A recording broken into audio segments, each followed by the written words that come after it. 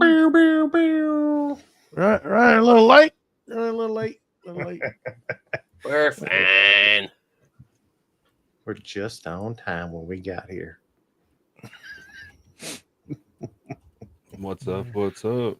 Enthusiasm. Well, it says we're. Oh, there we are.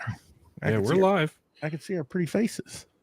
How come y'all's goes before mine does? Like, I don't understand. Y'all can see us live before I can. Yeah. I just see the eyeball up there. I got good internet. I know. I look at the eyeball. That's all I look at. I have weird lines. Oh, it's just on my video. Stop that, BJ. Stop it. Mm-hmm. That's weird. What's weird? I see these weird little lines from this dang camera. I don't know. Huh. Alrighty then.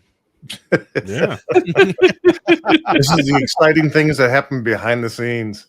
Yeah, we didn't have time. We got in here a little late, so we're just kind of like, here we go. Y'all ready? Mm-hmm. Yeah. There you go.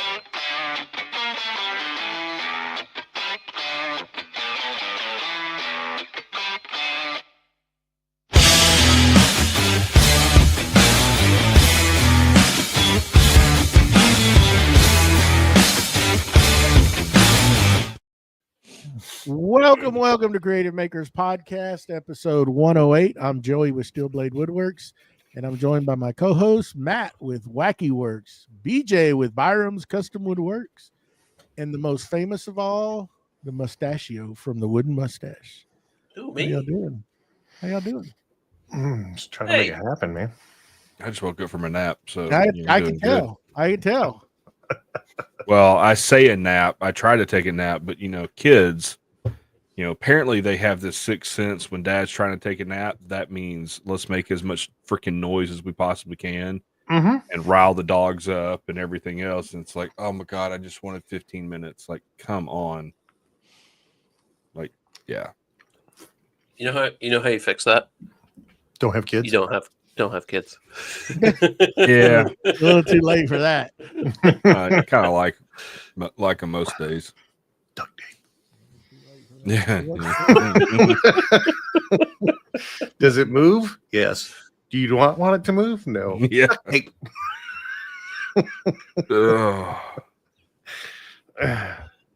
Yeah. Oh, No, how's everybody else doing? tired. Good. Yeah, a little tired. A little tired.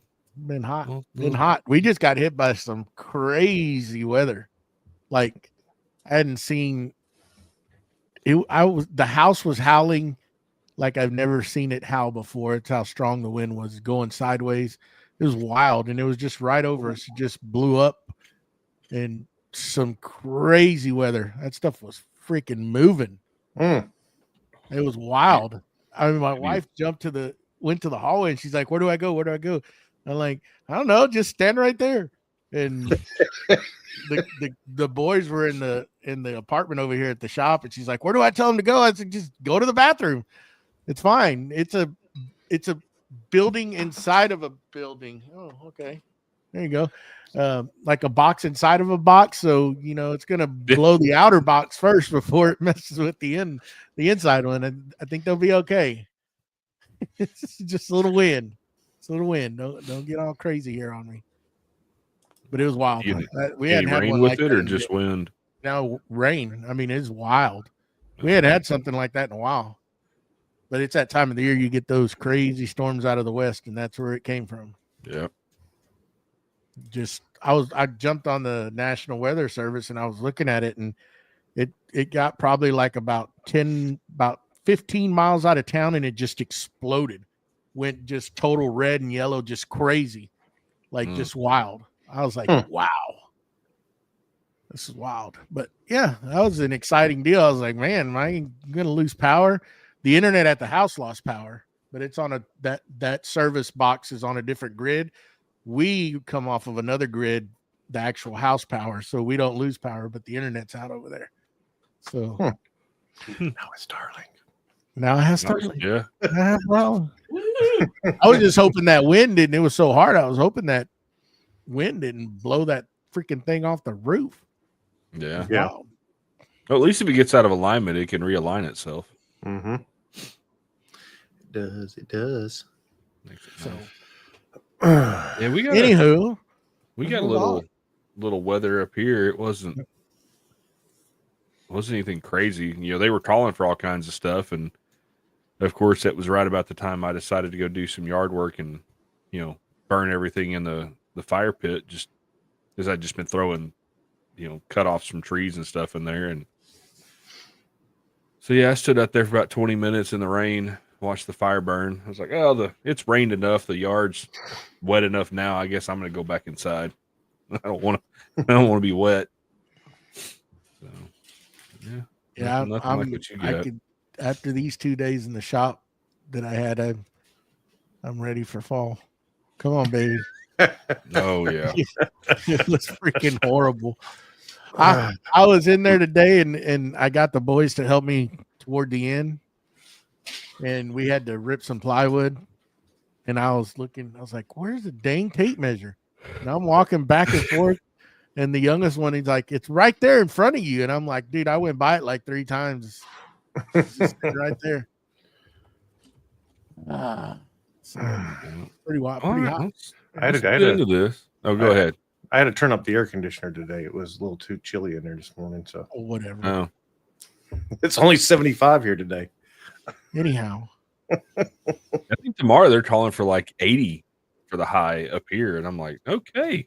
Yeah. Oh, it's just gonna get muggy and steamy here in a little bit, probably, or in the morning it will be.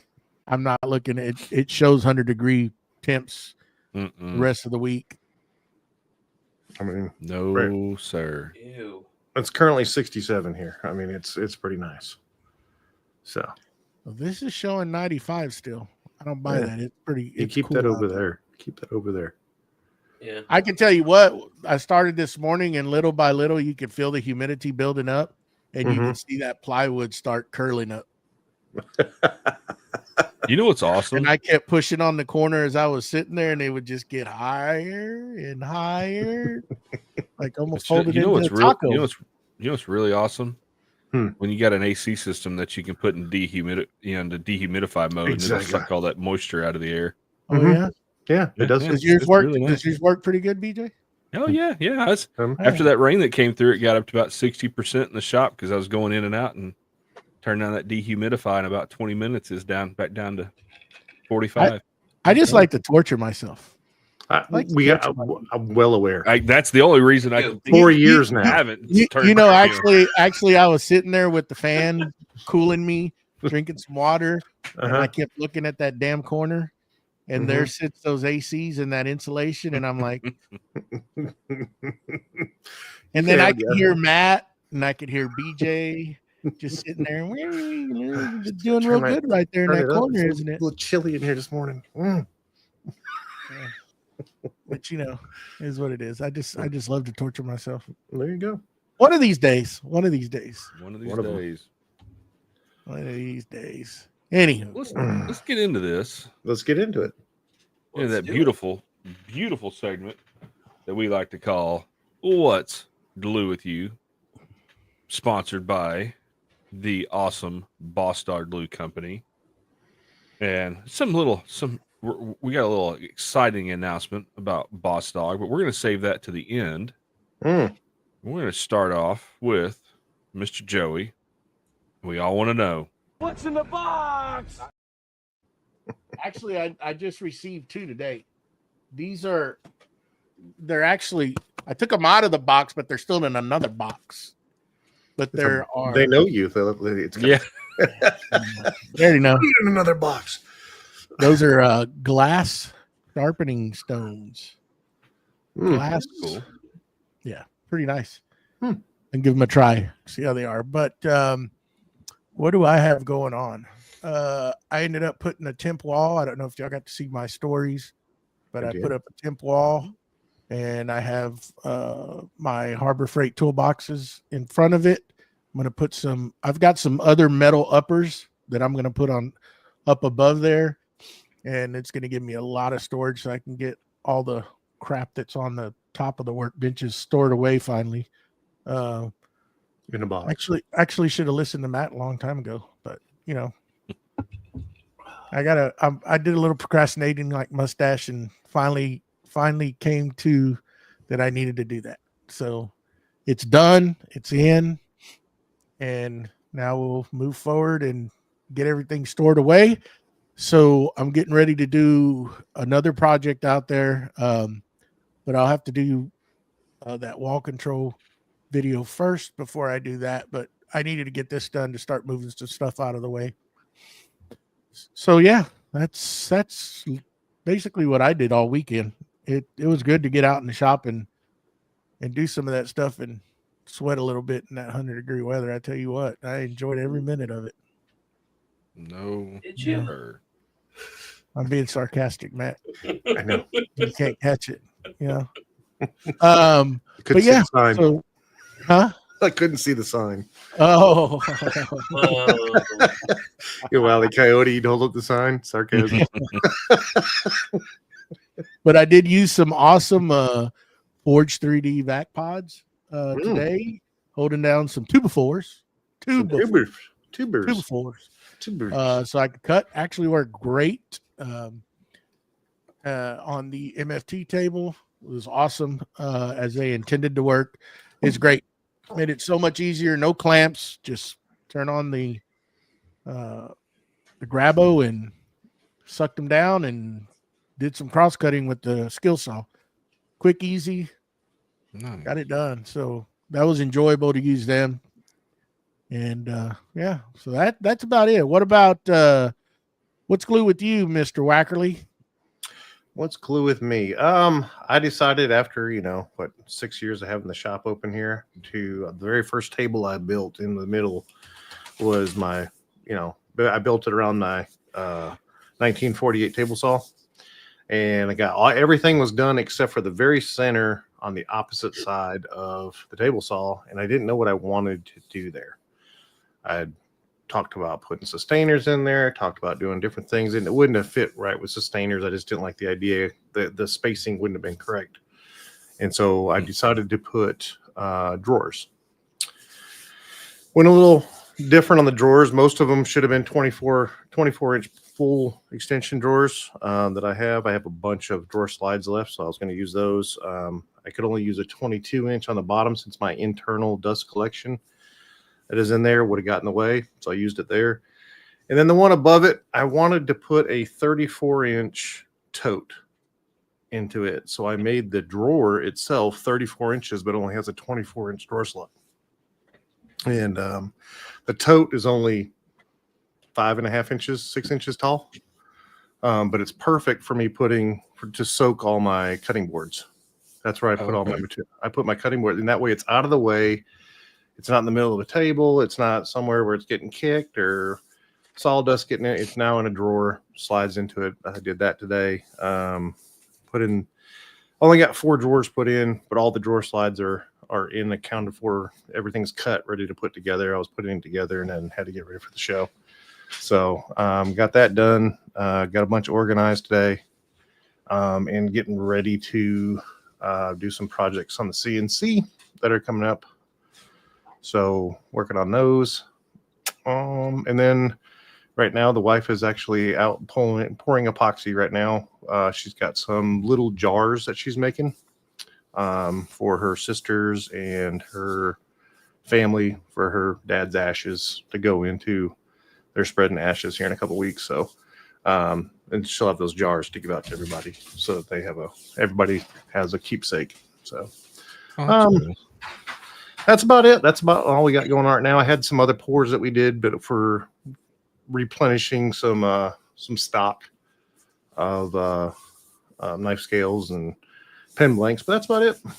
What about you there, Mustachio? What you got going? What's glue with you? Oh, what's glue with me? Let's see. I got the laser going last night. I did the test cup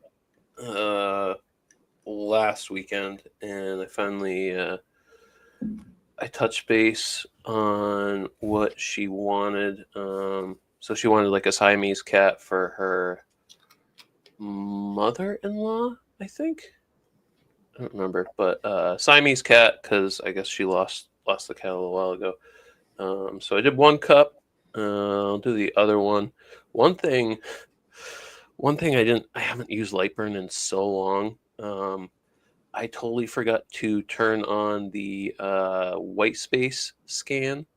So like when it's not firing the laser and it's going back and forth, you can speed that little duration from when it fires to when it doesn't. You can speed that up when it's just going over white space, and I didn't. So I think the tumbler that I did, it was 2 passes, crosshatch, and it was about 2 hours. When I turned that white space scan on to like, I think I said to like 10,000, it dropped a whole hour off the job. Like I could have saved I could have done 2 cups last night. But just we use certain tools and then don't use them for multiple months, and then we remember everything once we get back into it for a little bit. I also printed a new Milwaukee holder for the 4-in-1. I finished my prototype, and it came out pretty good. I don't love the little pins on the top because I printed those separately, and I think I got to print those on their side instead of up and down, because I went to pull one of the heads off and I broke the little stub on the top of it. So I was like, that's not good. So I got to redesign that, or just have it print flat instead. Picked up the shop a little bit. This is not woodworking whatsoever, but we need to get our dog spayed, and I went to the vet a month or 2 ago, and they gave us a quote of like $1,500, and I don't spay pets ever, so I don't know if that's just a Massachusetts price or whatever. That's my wife called the agency where we adopted her from, and they gave us some like Tufts hospital that's close by, and we're gonna get her spayed for free. So from $1,500 to $0. That's a much better price. Yeah. Mustache, let's you and I talk offline about that, because my wife works in that world. Just some warning stuff. I'll give you offline. Yeah. Don't do it yourself. Yeah, no, it's not advisable. Neutering, yeah. So yeah, that's about it for me. What's glue with you, BJ? Well, I worked a lot this week. Didn't get a whole lot of shop time. Finished a little cedar catch-all tray, I guess is the best way to put it. That I started about 3.5 years ago for my wife, but I was trying to use. Sounds like it's just on time. Yeah. But when I originally started, I was trying to use one of those. Oh, what are they? Arbortech or whatever, like cuts all discs that's got the teeth all over it or whatever. And yeah, doing that, it was miserable. And I was just messing around and, remembered that I had I'd got that 1-inch bowl bit for Bits and Bits to do the HDPE stuff. And I was like, you know what? Hey, I got this piece of cedar. It's already got a kind of a catch-all bowl cut in it. Let me just play and see what'll happen. The worst thing, 6 months early. Yeah. Well, it's not Christmas yet, so yeah, it is early. But just doing some test cuts, really, just to kind of see what if I wanted to cut a bowl or something like that with that bit, what do I need the overlap to be, or the step over to be, to actually get a flat bottom. Turns out with a 1-inch bowl bit, the step over is like 0.15 or something, and you're still having to sand it. Like, it's just, to get it completely flat, you're still gonna have to sand it. So I found that Bits and Bits has a 1.5-inch bowl bit that I might go pick up. Couldn't you do that with like a 1/4 inch and just cut everything out and then come back through and just do your edges with the bowl? I guess so. Yeah, you could. That way you just get just the round over. So that's all you care about, is the outside being the round over, right? Yeah. And I guess realistically, if I wanted to do that, because was it Cody with Cadence? He's got a 3/4 inch bit now. And if you're doing a big groove like that, a big, catch-all type thing like that, just mill it out with that big fat bit, and then come back and just do that edge profile. Yeah, because to me, you're wasting a lot of time with you just have a small surface on the bottom of that bit that you're actually utilizing. That'd be a nightmare to sand. Well, in cedar, it took me 20 minutes to sand it flat. Yeah, just because cedar's soft. And I mean, realistically, I guess if I wanted to, I could cut it all with the 1-inch bit, come back, do a flattening pass with that 1/2-inch or 3/4 inch bit or whatever, and then do one more pass just to do the edge. Give you that contour. Give you that contour, because really all you need is just that middle, or even you wouldn't even have to cut it all and then come back and just do a flattening pass just to the inside. Yeah, because then you're not if you're going down 1 inch or 2 inches, you're not spending all that time with that smaller bit. You're literally just doing one skim pass. I'm gonna play around with that. But yeah, it turned out really good. Wife was really happy to get it. She took and put all our TV remotes in it, so now our TV remotes are in a nice, secure place, I guess. I don't know. I guess that's what you're supposed to do. Back of the couch is pretty secure for me. I tend to think that the main remote needs to sit on the arm of my chair, because that's where it gets used the most. But what do I know, right? But other than that, I don't know if you can see it behind me. I am building a new computer, and started that today. But being that I'm using parts from my existing computer, I didn't want to take the risk of not being able to finish it and not being able to do the podcast. Oh, so that would have been good. Yeah, the transplant surgery has been scheduled, but we had to delay it a day. So I'll set it up to where I've got about a week to get my computer back up and running before we have to do serious podcast stuff. So yeah. But yeah, that's about it. So on what we hinted on earlier, for the old Boss Dog glue. So they're running a 30% off sale right now on the Triple Dog multi-pack. And for those watching us, let's just do this real quick, just so everybody can see what we're talking about. I will show everybody. Let's show it.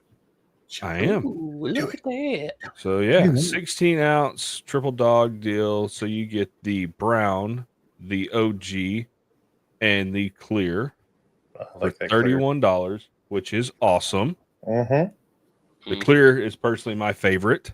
And yeah, so go pick that up. So you mean to tell me they get $30, get all that glue right there, do a project for glue, submit it to us and Boss Dog, and then end up possibly winning more glue, and it's free shipping. You look and right free at the top. Free shipping. Jeez, free shipping. I mean, why wouldn't you want that? Nah, do it. A little over $10 a bottle. It's good glue. Thank you. There you go. Limited time offer, so you get after it. Go get it. You're just saving money. Just saving money. Yep. You gotta spend it to make it. So He almost give it to you. He's almost just giving it to you. And while you're in there and while you're ordering the triple pack at that deal, just go ahead and pick you up a gallon of each of it because you're gonna need to refill your glue. Mm-hmm. That's what I like those bottles. I really like those bottles. Oh, I do too. Yeah. I love the twist knot, the twist tip. That's Yes. Mm-hmm. Yeah. So great. Great. Yeah. It's perfect. And then my recommendation for accessories, pick up one of the funnels. Do y'all have that? Yes. No. The filler I funnel. Oh, Mm-mm. that makes it so nice to when you're refilling it. It's threaded, so it strews onto the bottle, and it's got a little vent tube on it. So yeah, you can just fill your bottle up. It's nice. You're not worrying about spilling it or finding another funnel. You don't want to use your wife's good funnel out of the kitchen.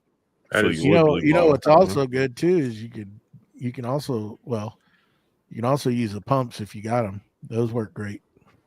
But the filler, if you don't want to spend that extra money, those filler little funnels are great. Yep. Go ahead and get you a glue spreader while you're there. Mm-hmm. Oh, I got one. Finger.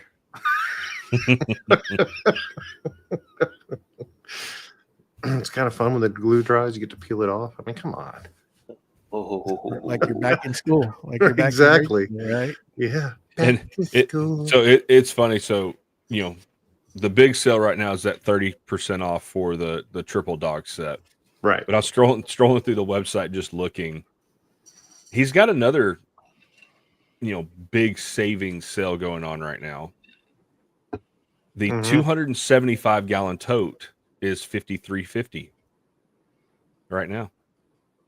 $5,300 and $5,350. Yeah, that one. There you go. There you go. Spit out. Yeah. So if you're using a lot of glue, numbers and stuff. Yeah. If you're using Scott type glue, go ahead and get you some CA glue while you're at it. It works great. Yes, I will second the CA glue. I've been sticking my fingers together pretty good. heck yeah. I'm all sticky.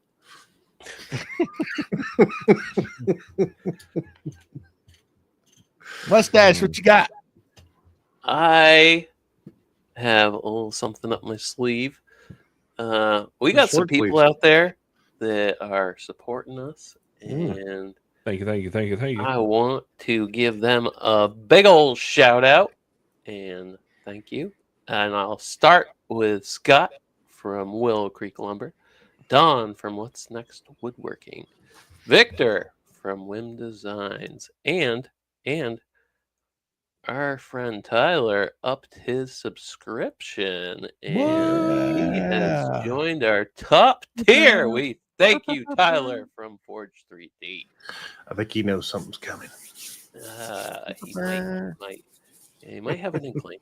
And last but certainly not least, Steve from Steve I Design. We thank you so much. Mm-hmm. And Steve. if you would like to join the ranks of those folks, you can go over to patreon.com/Creative Makers Podcast, pick your tier, and we thank you over the moon in advance. Mm-hmm. Yep.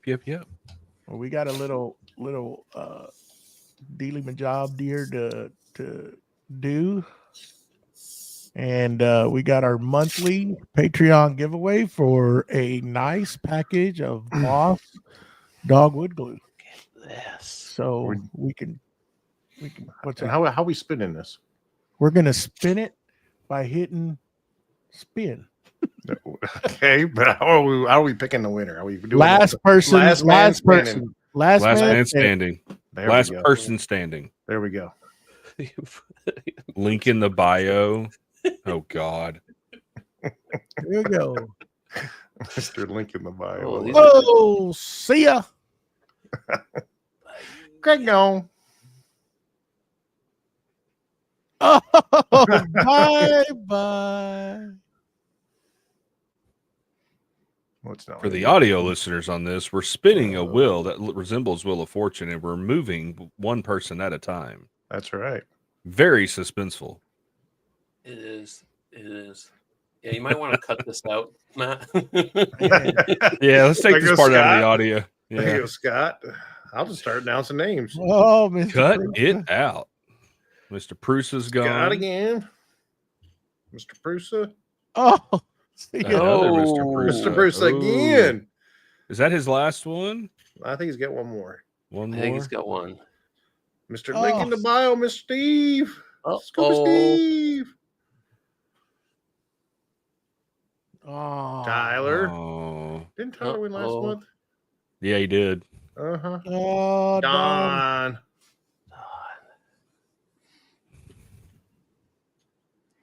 See ya, Keith.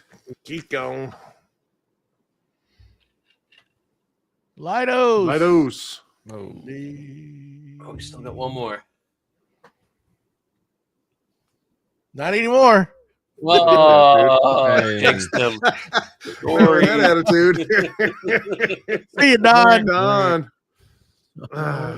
And down the nitty gritty. Ah, Scuba Oh, Steve. Scott. Oh. Scuba Steve. Dude, Scuba Steve.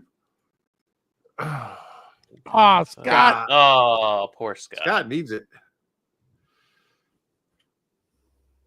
Oh, Bye, see you, Jason. okay. Here we 3 go. down. 3 left. What we got? What we got? Prusa's Oh, gone. Ah, Tyler and Don.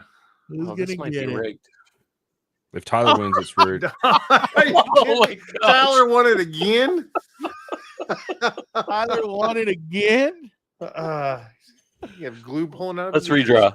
Let's redraw. He'll get it again. Congrats, Give it to Tyler. I tell you what got it. Give it for to me. second place. He upped it. I'm telling you, That's it. That it pays to up your subscription. Yeah. it There you does. There you go. go. There you go. There you go. Got some more glue. My mom all sticky. God. You're gonna be like, hey, I don't need any more of that stuff. Oh, heck, he's building those sets and stuff. He's got to have it. Oh, look at that. Look at that. Oh, Oh, what a nice guy. what a nice guy. Allegedly. All right. So it looks like Mr. Don is gonna get the glue. There you Tyler forfeited his win and sending it to Don. That's so nice. Nice man. of you, Tyler. go. It's very nice of him. There you go. All right. It's always fun. Well, don't want to get onto this subject. Sure. Yeah. We got anything? Any other admin stuff we need to go over? No, sir. I think we're good. I think we're all good. Caught Well, up. I just want. I do want to say something about it. I just want to make sure. Say if you guys are doing a project and you're using Boss Dog glue, make sure you send us a photo. Tag us in it. Tag Boss Dog in it. You're going to enter to win, so you possibly win something. Might as well. Okay, Tyler, you still won. But you give it to Don. I'm the winner. You are the winner. No forfeit here. I'm just passing. I'm passing it. Pass the ball. Pass the ball. But you know, if you doing a project, you know, and you're using Boss Dog glue, take a picture of it, send it to us. Yeah. You know, enter to win some stuff. You might like it. There you go. So, but yeah, let's get into this segment. What's up, Mike? Yeah. So we're going to be talking about what's our most meaningful build to date. Or builds. It doesn't have to be build. We probably got a couple of those meaningful builds. Who wants to start it off? Who wants to go? I can crack it open. Okay, Oh. crack it open. Pop a top again. Bam. Come on. Let's see. Are you foreshadowing to the project where you had to crack something off a workbench? Nope. Pry bars. Quiet you. Shots fired. It would be my office. You can barely see the Murphy bed that's to my left behind me. But we don't have a lot of people staying over. It's just my wife and I. And I finally decided to make a Murphy bed, partly because my wife was working from home at the time. She doesn't do that anymore. But when she was working from home, we were kind of sharing a desk, I guess you could say. And she'd be on a call or I'd be on a call. And it didn't work out. If you're gonna work in the same room with your significant other, I would recommend it. It's just save yourself, and just have different work areas, unless you work for the same. Well, whatever, it doesn't matter. Yeah. So I put the Murphy bed in here, which opened up this bedroom greatly. Because that bed's for sleeping on, and why does it need to be out on the floor all the time? And once I put the Murphy bed in here, it allowed me to build the desk that I'd always kind of wanted to. It's kind of shaped like an L, and I built it so that if I need to take the Murphy bed down, the longer part of the L comes off the wall. I break off the legs, and I can go in the other room. The Murphy bed can come down.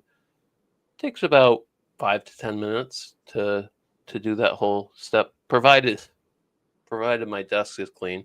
That tends to be a big factor in it, doesn't it? Yeah.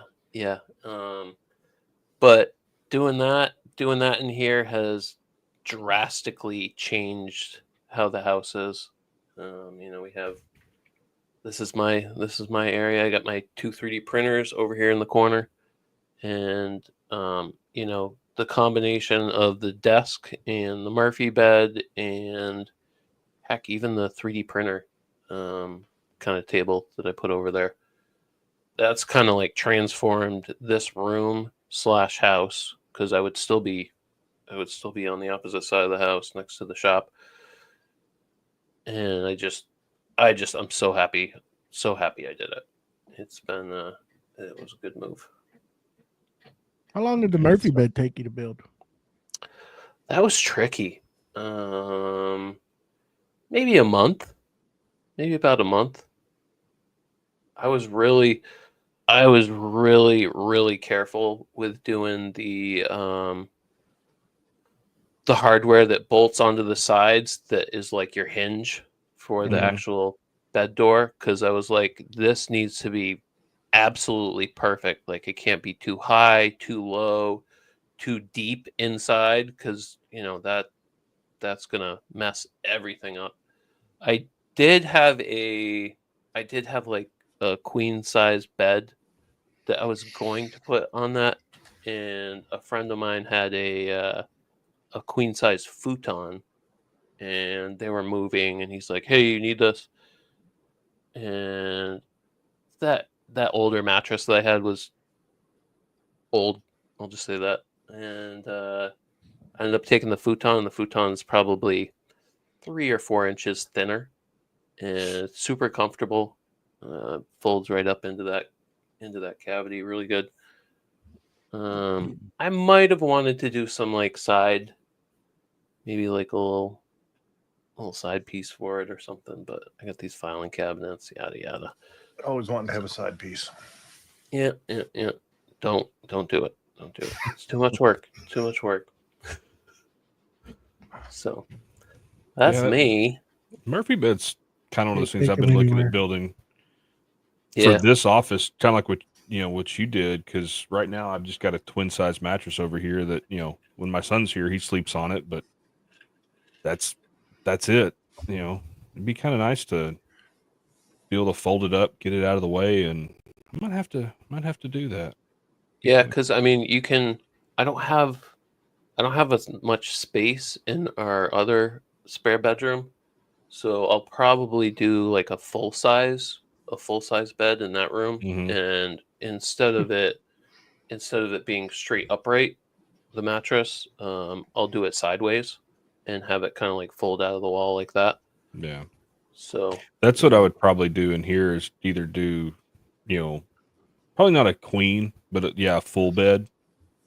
Just because, if you have guests come over, especially like, if my brother and sister-in-law come over, yeah, they could probably squeeze onto a twin bed, but would you really want to? A full would be just a little bit nicer.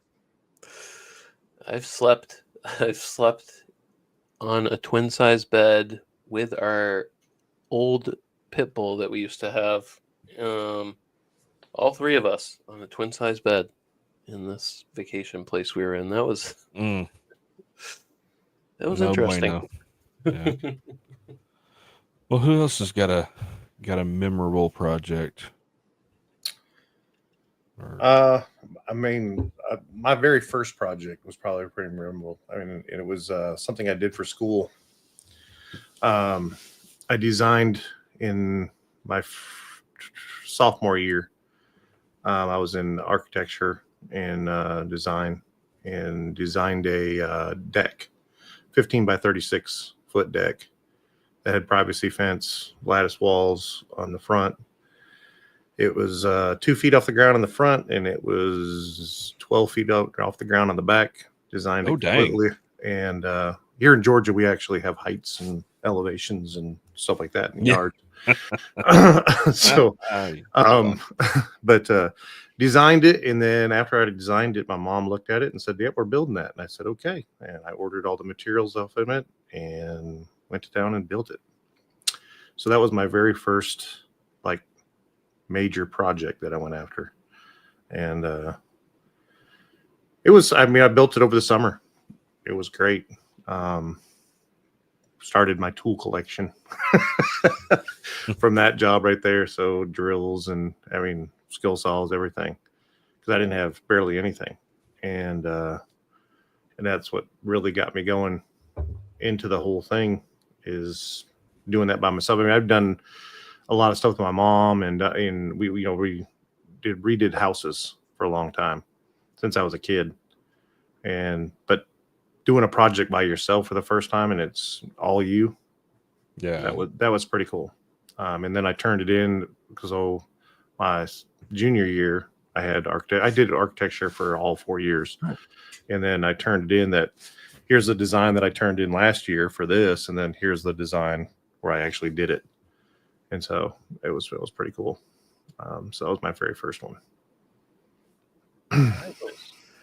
Well, I have, I guess my most memorable one's going to be building this apartment in this shop, taking on that big task, because that was from ground all the way through. I set up, never had set plumbing before the concrete was poured.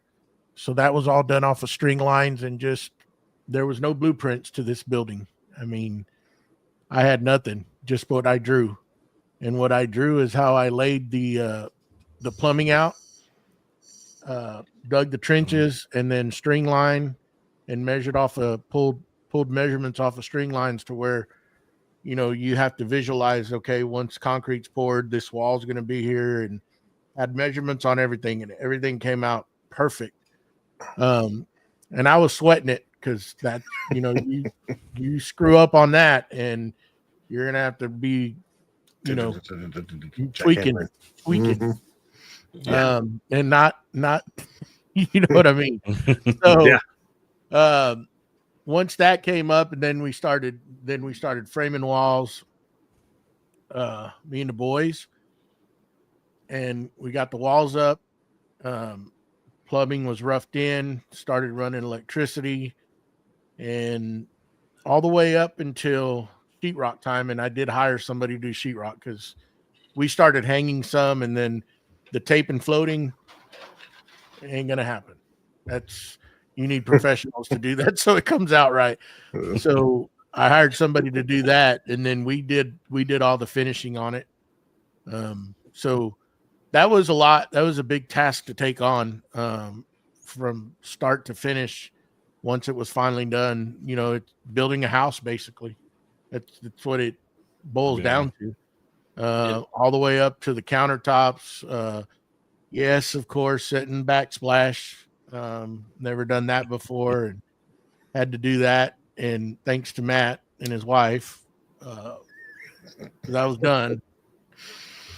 So I thought, and it's a great looking apartment in here that the oldest boy utilizes now, and it was a great build, a great task to be able to finish it and now enjoy it. And then leading into this office was built at the same time. Of course, this office has been changed over the years, and I actually added an addition, as you can see back there where that Boss Dog flag is over there, banner. That was an addition that I made onto here because I ran out of space, and that was another one that was really memorable because I had to add on and actually open that wall up and make sure that structurally that I could hold the weight, because above here it's over 1,200 square foot on top here that's all storage, and it's full. So we did that under load and put a beam in place. Of course, Matt and I talked hours about that, and I was really kind of iffy on it, but we did it. Built the beams, shoved it in there, probably way more than what I need, but I haven't noticed anything go wrong with it. We did the calculations. It's going to hold. It's way overbuilt, I can tell you that. But yeah, it is, Tyler. Full of boxes up there. Full of boxes. I got wood storage, everything's up there. But yeah, I mean, doing all that, and that actually, that addition was done in 3 months. It was Make What You Fear. Our buddies over there at Working Hand Podcast do their deal every year, and I entered that into that, and it was really to push me to see if I could get it done in that time frame, and when you're building something from start to finish, it's, even though it's not a big spot or a big addition, there's a lot of work that goes into it, especially when you're having to match, drywall, opening a wall up and make everything flow, reroute power, because there was powers that was coming down that wall, going through that wall. So once you open it, you got to plan and say, okay, this is what I'm going to do. And there was 220 volt, because that's actually on that, when that wall was in place, my CNC was on the other side of it. So I had a dust collector hanging out on the backside, my ventilation for that laser.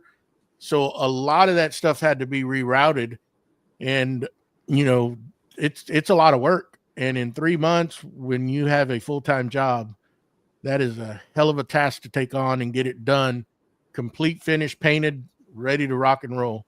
And we were able to do that. Now the apartment took a little longer. I thought it was gonna, of course, I always, like, my wife asked, how long is it gonna take you? I said, about 6 months. Yeah, right. It took a while, but we got it done. It's great. It's a great spot out here. But it's good to challenge yourself and do things like that. You'll remember it. The boys learned a lot.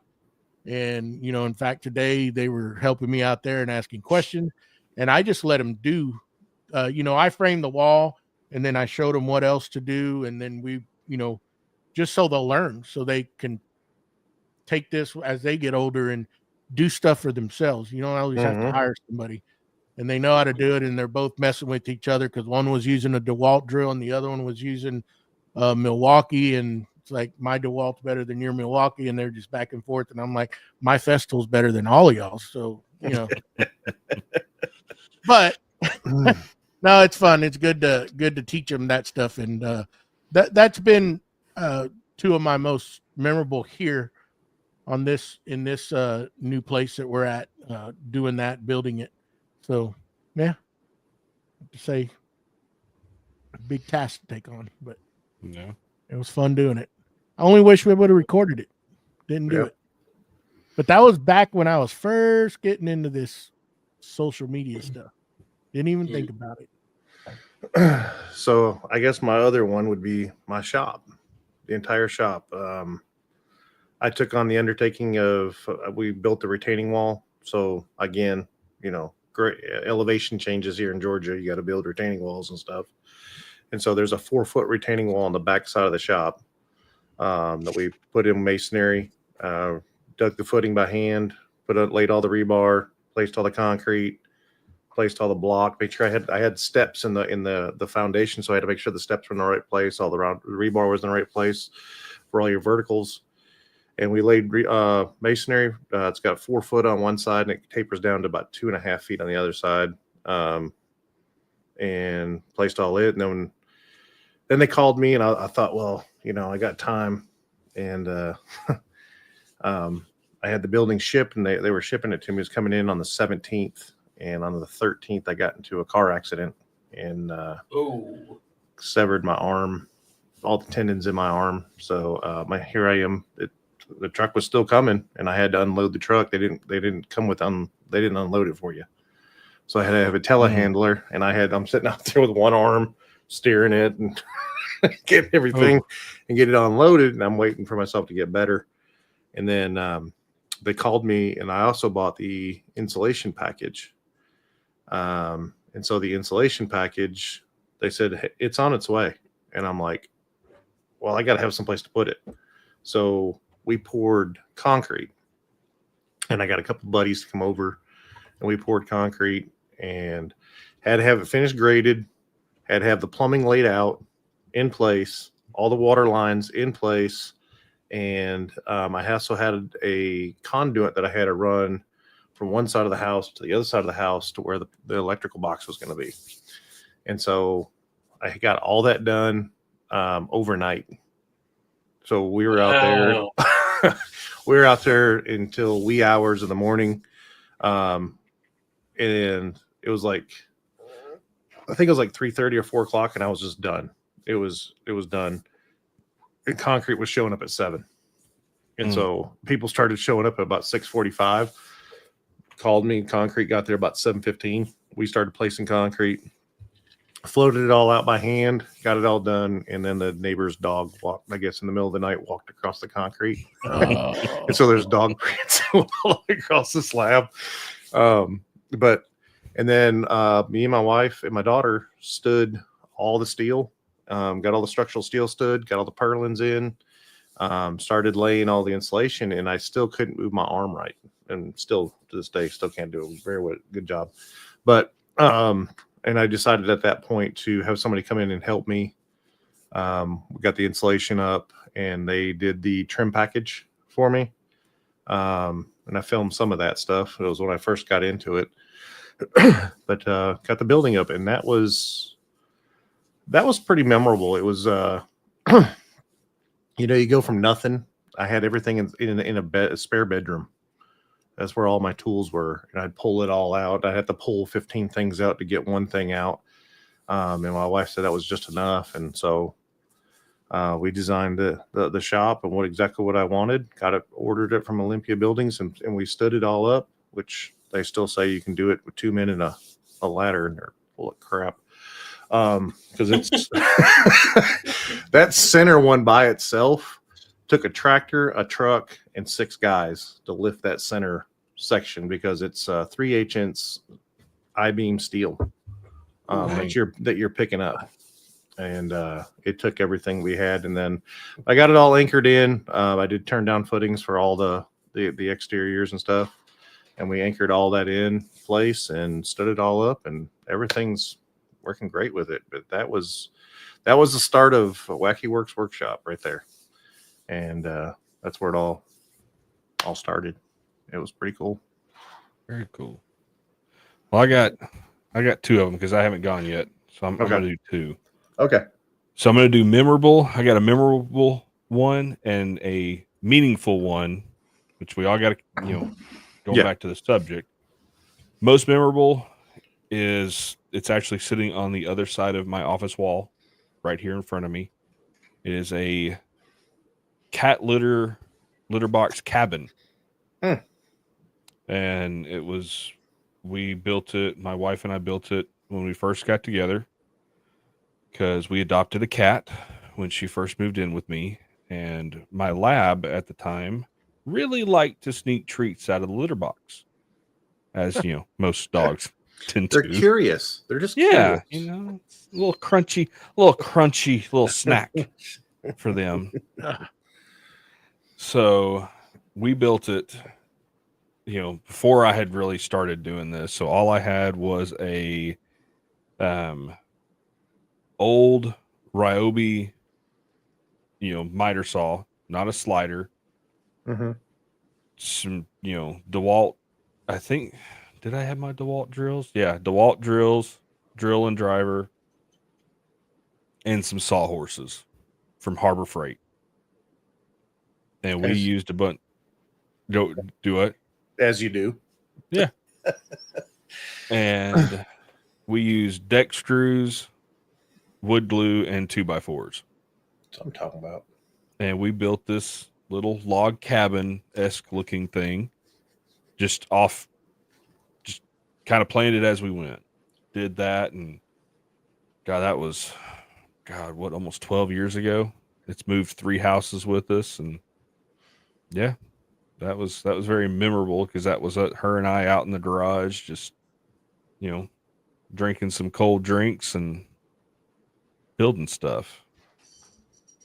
But I'll say one of my most meaningful projects, and it's what kind of made me think about this subject when we were coming up with subjects a couple weeks ago. I was going through and cleaning out photos off an old computer, and some old pictures popped up of some old projects.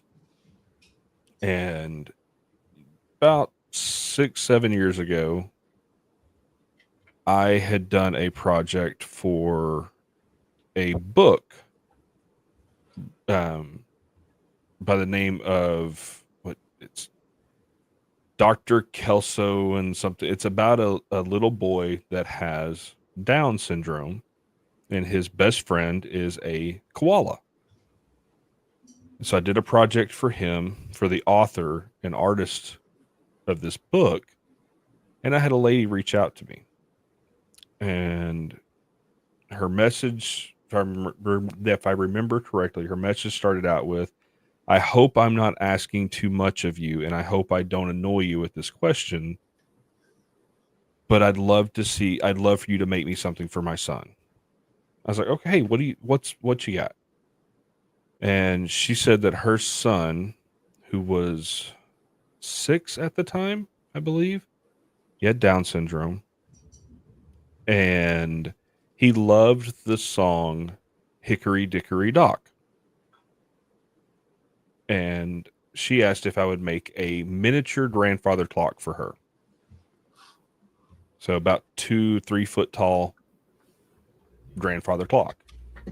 Cut it all out on the CNC, did the clock face, did a little mouse climbing up the clock and everything. And I told her, I told her, I was like, "Look, I'm just going to charge you materials, like $30-$40, because I just made it out of 1/2-inch MDF." And we took it and delivered it to her. And when this little guy saw this thing that we had made for him, his eye, just the expression on his face. And he was hugs all around, hugging everybody in the room, excited and everything. And I just looked at my wife, said, "All right, well, we got to go." And we walked out, never took a check from her, nothing. I couldn't. And that kid was so excited about this, something that, all of us would not even bat an eye out at. Mm-hmm. And it was the greatest thing in this little kid's world. And it's one of those things, like I still think about every once in a while. Just, you wish every project you did for a customer had the same reaction. Yep. You know, and that it made me want to keep doing what I was doing.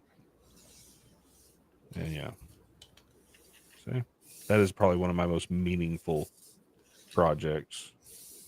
And yeah, of course, making stuff for the kids and they get excited, but that one touched me right in the feels. Right in the feels. I did a similar deal for a long-standing judge for our county. Been there over 40 years at that seat, and they reached out to me to make him a plaque. And this was back then when I had first started, and I made it out of mesquite. And a little terrified because it was they're going to present this. This is a big deal, right? Mm-hmm. But it came out absolutely gorgeous, what I made.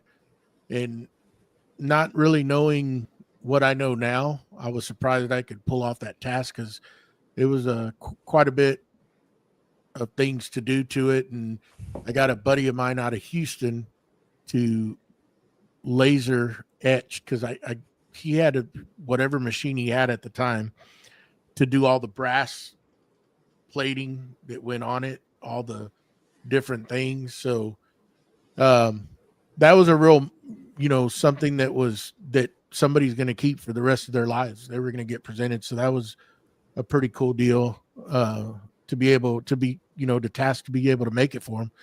So that's one that's always stuck out to me as a build. It may not have been big, but it was something that was given to somebody that dedicated basically their life to this county, serving us, as a judge. So that was pretty cool.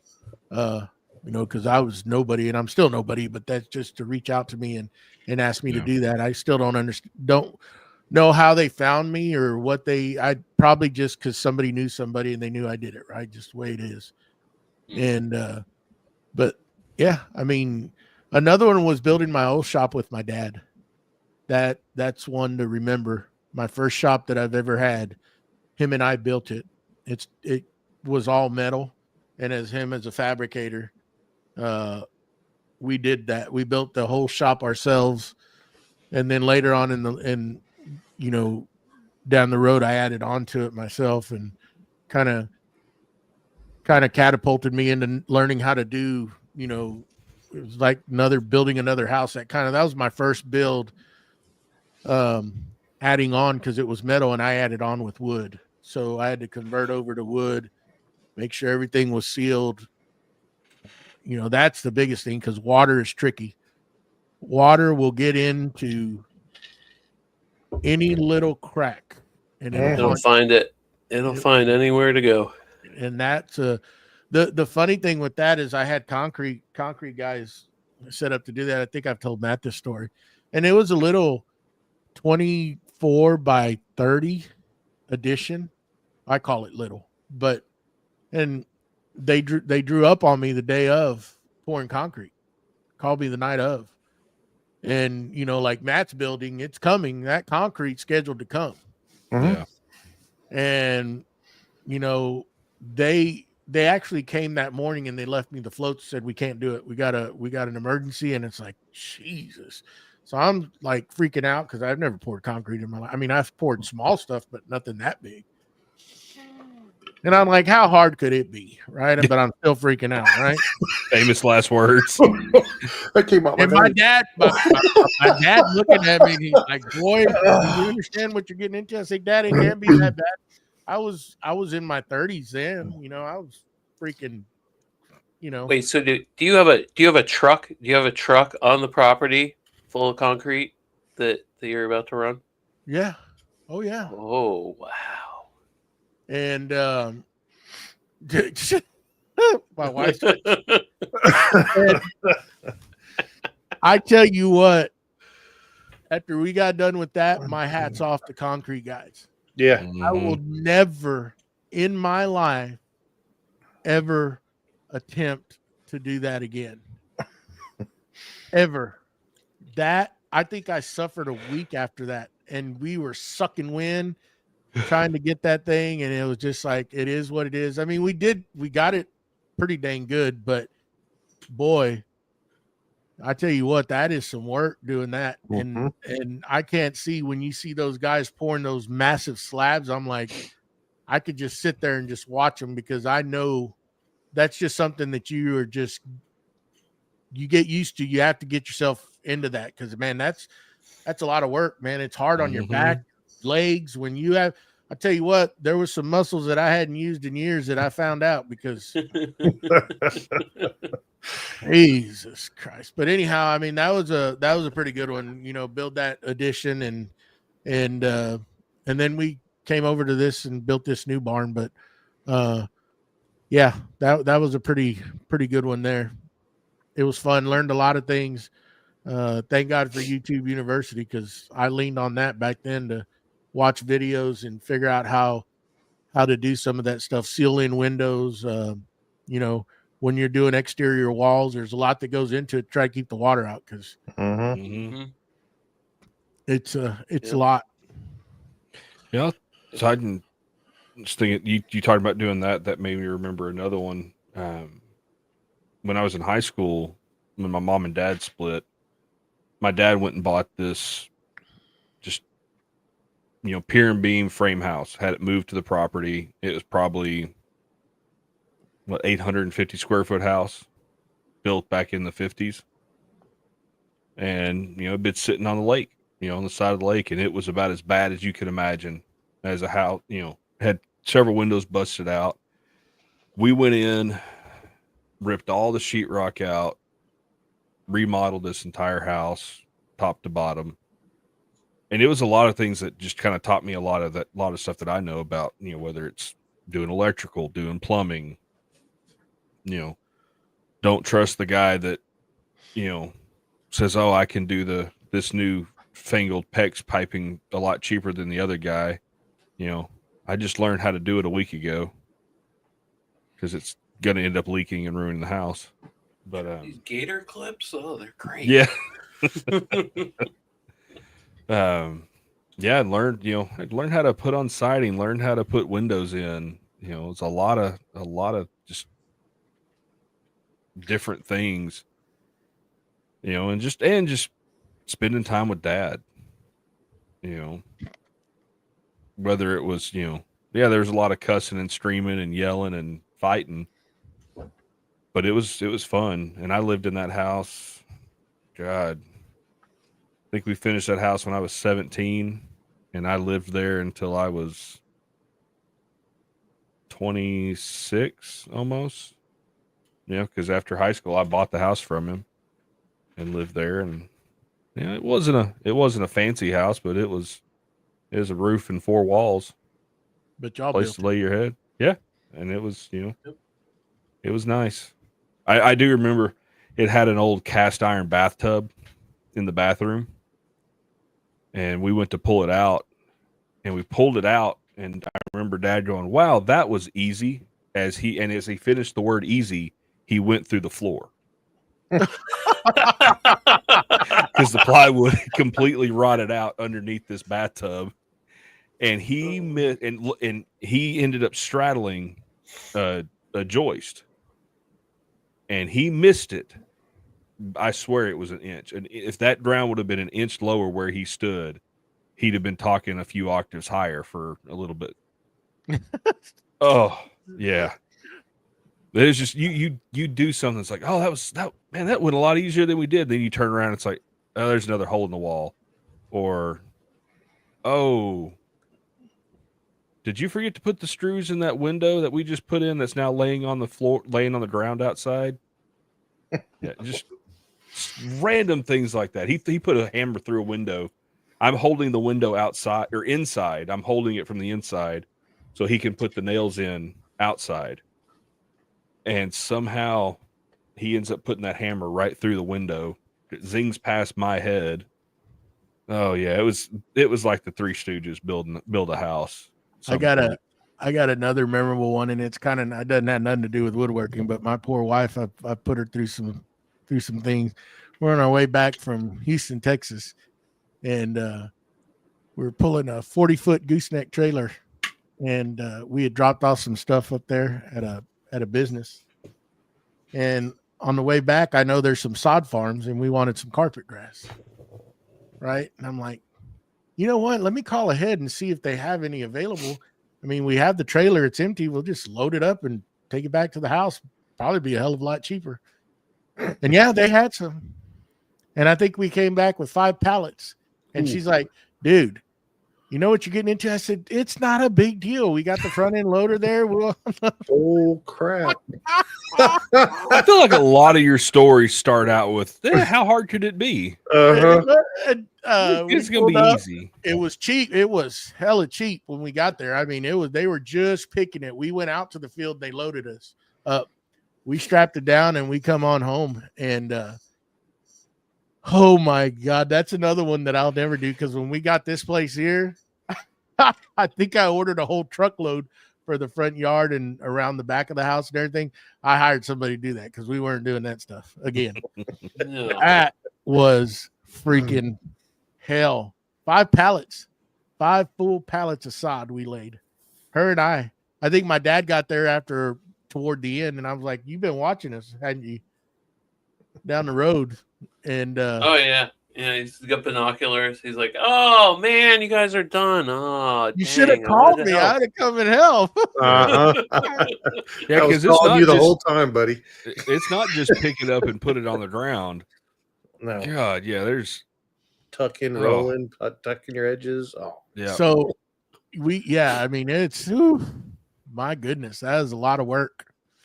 Yeah, aren't you supposed to peel up the old grass before you put? Yeah, we rototilled it. We rototilled it with the tractor. Okay. Right before and got all the junk out of there, and then started laying sod and then watered. And I checkerboarded it because I didn't think we were gonna have it. I didn't think we were gonna have enough. Like we had 5 pallets, we could have laid it all together, but I checkerboarded that and then filled it in with sand in between the empty spots. And it took for a while, but we've got some native grass out here that's pretty horrible, and it didn't take long for it to start taking over some of it. We've done pretty good here at the house. It's been real good.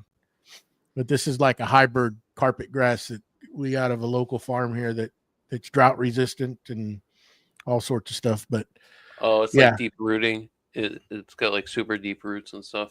Yeah, it goes, man. That stuff will start growing. It started growing into the farm field next to us and out into the ditch. I mean, pretty good stuff. Pretty good stuff. But yeah, it did. Another thing not to do beside concrete is lay your own sod. Yeah. Don't do it. Don't do it. Not 5 pallets worth. I'll seed a yard and go through all that stuff, but yeah, I ain't laying sod. No. No way. So my mom was a little older, and I mean, she tried to take on a project by herself, and she gutted her own ceiling. Oh. And I found out about it, and no sheetrock. I mean, sheetrock's gone, insulation's gone. She's looking at the bottom of the roof. That's what she's looking at, decking boards. That's what she's looking at. And oh yeah, I'm going to handle that. I'm going to handle that. And I decided I bought all of the sheetrock, and we went over and laid ceiling sheetrock. And didn't rent a lift. I didn't do like all the things you're supposed to do. No, I didn't do none of that. I made T-bars, and me and my wife hung it with T-bars. And my wife is not the tallest person in the world. So we're putting up T-bars, and then we're getting get a ladder over there for it so that she can walk up the ladder, start screwing her side off while I'm screwing my side off. And they make that look so easy with those T-bars, and it's not. It's not. Those guys just been doing it so long, they make it look so easy, just like sheetrockers. They make it look so easy, and you're like, I can do that. Yeah, right. Yeah. Well, when we first got there, we got all this sheetrock, and we loaded it all up inside the house, which we had to go up a flight of stairs to do so. And we got it all there, and I look up, and all the nails are still in place. So now we got to go through we had to go through and pull all the nails out. And we're trying to do this before she gets home. So I thought, oh yeah, we'll go over there a couple hours, knock this out. Yeah, famous last words. It was like 10 o'clock, and she's like stared at us like, y'all gotta get down. So yeah, but I tell you what, to save, if you have to do it, go buy that Harbor Freight lift. Oh yeah, Yes. That thing. Oh, you can even rent one from a big box store too. Yeah, Yep. it's worth every penny. I bought it because when I do finish putting the insulation up, I'm going to use it to lift the plywood yeah. up high because the barn's so tall. Mhm. And that thing is worth every freaking penny. Yes. Yep. Every penny. I mean, it's a great thing to have, and then you can just turn around and sell it because somebody will buy it. May not get what you invested in it, but And as soon as you sell it, then you'll be like, man, I wish I wouldn't have sold that because I can use it for over here. yeah, I've had people ask me to use it. Like, here, come get it. Yeah. If you break it, you buy it. Yep. Yeah, but that's a good one to have. Definitely. Sheetrock. Ooh, I hate it. I do everything else, but when it comes to that sheetrock,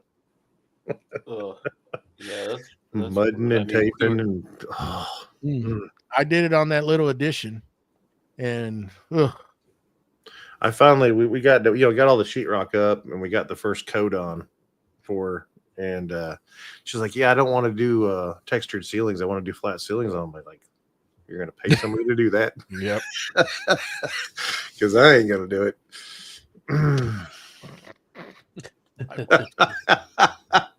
He's a hoarder. Only if it's in the box. Oh, I have to do that. Greg. I have to do the attic. I got to replace my attic stairs. Yeah, I was, talking about doing sheetrock and all that stuff. My, after remodeling that house, my dad hates sheetrock because we did the sheetrock, we taped and bedded and did all that, and then we put wood paneling. Which, if you've ever worked with wood paneling, it is Beadboard. kind of like beadboard. Yeah, it's 4x8 sheets. Yep. It's what they put in houses back in the 70s because it was either that or wallpaper. Yeah. Wallpaper. I have Yeah. horror stories from that. And well, when he built his cabin up in Colorado, he did. That's right, Don. Yeah, he didn't want to do sheetrock, so he did half-inch. I think it was half-inch OSB or half-inch ply on the entire house, on the entire interior of this house. Basement and main story, and then all the walls downstairs. I believe everything downstairs is tongue and groove beetle kill pine. And it's absolutely gorgeous. And he's like, yep, nope, not doing sheetrock, not touching it. And I was like, I don't blame you. now how about the seams? Are they visible even though with tongue and groove? Never mind. Yeah. But you're still going to have seams where board ends, right? I mean, you stagger it.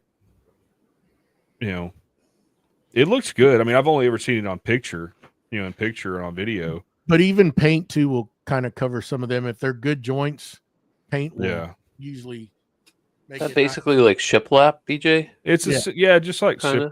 yeah. But yeah, he found a place up there that had this stuff, because it's all pine, but it was all beetle kill, and it's got holes and everything through it, and it's real pretty. And he got it super, super cheap. He's like, I think when he looked it up, it was almost the same as paying someone to come in and sheetrock it. And him just doing that, he just had to put the labor in himself. Mm-hmm. Yeah, recycled painting is I absolutely hate it. Makes it easier is having like some sort of paint sprayer to make it a little less tedious and quicker. But that's one thing that I do absolutely hate is painting and trying to cut in walls. I've tried every little apparatus that I've found, there's a little sponge deal with the rollers on the end so that you can keep those lines straight, and they don't work worth the darn. No. And I've sat here with a paintbrush and I got pretty good doing this in here. But there is some oops, and it is what it is, you know. All you But need is a good brush. All you need is a good brush to cut in. I'm decent at cutting in. I don't like doing it. But what I found a fast way to do it, especially across floors, stuff like that, is grab they make a 36-inch cut in with a handle. It's got a 36-inch steel blade on it. You just put it down and just work your way along. It works pretty good. Yeah, What? that's provided like you got a flat surface. Well, you're supposed to have a flat surface because you're supposed to be cutting in against something flat. Oh, my walls go like this. hey, Well, that's like because you every need wall, a but better sheetrock guy. recycled wood and things. He brings up a good point. Masking, you know, taping off windows and stuff like that. Oh, that's No. freaking horrible too. Yeah, no. Yes. All that stuff. And those guys, I mean, they have those sheets now that have the tape on it, which is a little easier. And they have all those different deals that you can use now. I think 3M has them that will actually lay that mask down in a line for you in a straight line, and then you just pull and the drape falls and it'll, you know, seal everything off. I mean, there's some good innovations, but when you don't do that stuff, that's not your forte. Put it to you that way. It's hard to do, and to go spend on all those little things to get it done, you know, and you'll never use them again, probably, you know? Yeah. I have a really good tool about, you know, painting too. A really great tool, and it's called my wife. Here, I buy the paint. There you go. And she does most of the painting. I ain't gonna lie. Yeah. So, No, I got a sprayer because I painted my shop, you know, before I moved everything in, and even spraying it, you know, and because it was the shop, all I did was mask off the windows. I didn't care about anything else because the lights that were in the ceiling were getting taken down. So I just unbolted them from the ceiling. So they're just hanging. God, it was still like, you don't think about with spraying the overspray. Yeah. And I literally just had on, you know, a ball cap, had a, you know, one of those cheap 3M, you know, because my respirator was still at my old shop. Or not even my 3M mask. Like I just put a bandana over my face. My boots. Yeah, my boots, my shirt, my face that didn't have, you know, whatever covering it. Everything was covered in paint. But you got to cover everything like concrete, even though you're spraying the walls out there. I do, because that stuff gets on there and you ain't taking the whole perimeter of my shop is white concrete. I don't care. I couldn't handle that. No, I've taped everything off because I've got that Graco airless sprayer, and I'll just get after it go get a 5-gallon bucket, dump it in there, prime it, and just go to town.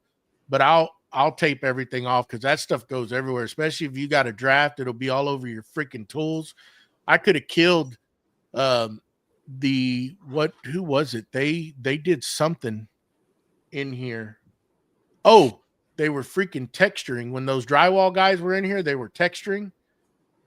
And this use that spray gun. Yeah. This door was open and my saw stop was sitting about 3 feet away from here.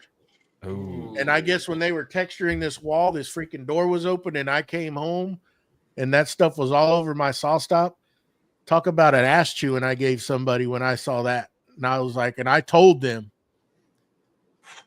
close the freaking doors in here because I knew that stuff. And that crap was all over my brand new saw stop. I wanted to kill that guy. But, you know, they learned after that not to do that anymore. Yeah. And Tyler asked if I pick colors. There's a great disclaimer. I pick no colors at all. Ever. White.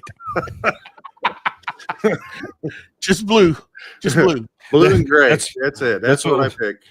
That's what was funny is when I went to the store to get the paint, you know, to paint my shop, you know, I just got a gallon of, you know, oil-based Kills because I have, you know, my walls are OSB and, you know, you paint it with water-based, the OSB will pill. And I'm walking through the paint section, and one of the guys working there stops me. He's like, what are you doing? So I'm going to paint the inside of my shop. You know we can tint that for you, right? Like, okay. But I want it white. Son, you know how bright that's going to be in there if you just do a white paint on the walls? I'm like, White enough for me to film. that's the point. I want it white. And boy, is it white. Downside is it shows every speck of dust or dirt or anything else. But it looked good at the beginning, didn't it? Oh, it looks beautiful. I used some Bear Pro. I forgot exactly what it's called on those white walls there. Absolutely freaking great paint. I tell you what, that thing sprayed, laid down awesome through that airless sprayer. And I like the shiny, the glossy. Other people like matte finish and stuff like that. I mean, debatable on. Matte finish. Oh, okay, I got you. Yeah. Oh, finish. Yeah. Something like me. I gave that little pause in between because I knew you were gonna try to take the limelight of that up there in the corner. Of course. But it was a good paint. The first time I ever used it. It was a Bear Pro. I know it's got green on the 5-gallon bucket, but that was a damn good paint. That's the first time I ever used it. It was awesome. But yeah, anyhow, we kind of got off on a tangent topic there, like usual. I like it shiny. Yeah. Well, why don't we wrap this up, guys? Well, Okay. What is it? ADOS, attention deficit. Oh, shiny. Yeah. We're talking about stuff like that. Been there, done a little bit of everything. Mm-hmm. Yep. Jack of all trades, master of none. Things. That's exactly. Oftentimes better than a master of none. Yeah. Well, all right, folks. Appreciate y'all hanging out. And Don, I know you came in late, but you're going to be receiving some Boss Dog wood glue for this month's giveaway. And Tyler, let me pick my words. Tyler generously donated his win to you since he won last month. So there you go. What a nice guy. What a nice guy. So Don, if you please send us your mailing address, we'll get it over to Mr. I have that. over there at Boston. I have that. Oh, okay. Look at you. And send it to BJ, and we'll get it over to Nick, and we'll Shit. get you some Boss Dog wood glue, Don. Again, thanks to all our Patreon members for supporting the podcast. We greatly appreciate it. And if you feel it in you to support the podcast, head on over to patreon.com/Creative Makers Podcast. And thanks everybody for hanging out with us on this Sunday. Yes, thank you. If you have anything you want us to talk about, remember to go to Creative Makers Podcast at gmail.com. I know BJ's got his finger on that mute button. I can just feel it. So also make sure that you go to Boss Dog and they get you 30% off their deal going on right now on the triple dog. And then you can do a project with it and send it to Creative Makers Podcast and tag Boss Dog glue in it, and you could probably win something as well. Win some more. Win Win some more. Winner. And make sure you go and leave us a review on iTunes and Spotify. We would greatly appreciate it. Our numbers have been doing real good. We never mentioned it, but Matt's been keeping an eye, Wackerle, and it's going up, and that's a good thing. It's showing things that we're doing are working, and it doesn't happen without y'all support, and we greatly appreciate that. Y'all are in here. Thank you. Week, downloading, and listening to our podcast. It's great. But yeah, until next week, I guess anybody else got anything they want to say? Thank you all for hanging out with us. Yep. Have a great week. If you have any questions, send them to BJ. He'll answer. There you go. Gotcha. Bye.